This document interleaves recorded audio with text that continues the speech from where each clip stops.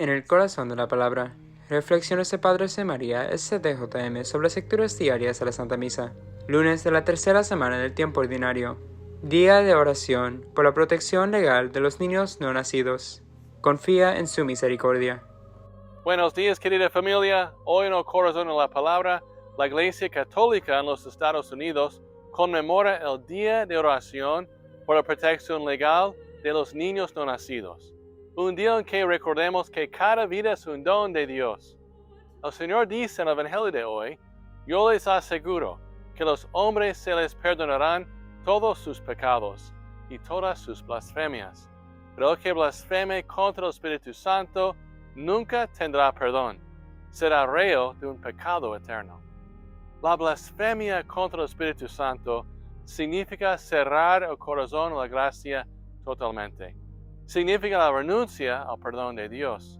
Dios no puede obligarnos a amarlo o recibir su misericordia, y las consecuencias son eternas.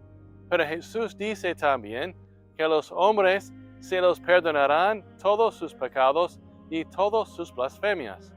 Hermanos y hermanas, si pedimos el perdón por nuestros pecados, Jesús nos perdonará.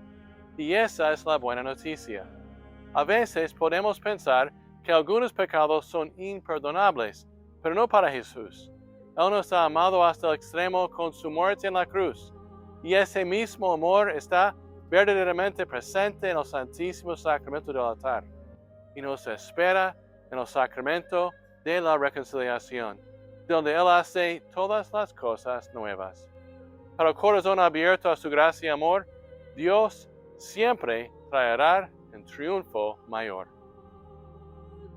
Escuchemos las palabras de Madre Adela. ¿Acaso toda la humanidad y cada uno de nosotros no necesita pedir y recibir el perdón de Dios? Sí, y mucho. Por eso, Jesús dijo a Santa María Faustina: anima a las almas a poner mucha confianza en mi insondable misericordia. Amén. Todo por el corazón de Jesús, a través del corazón de María.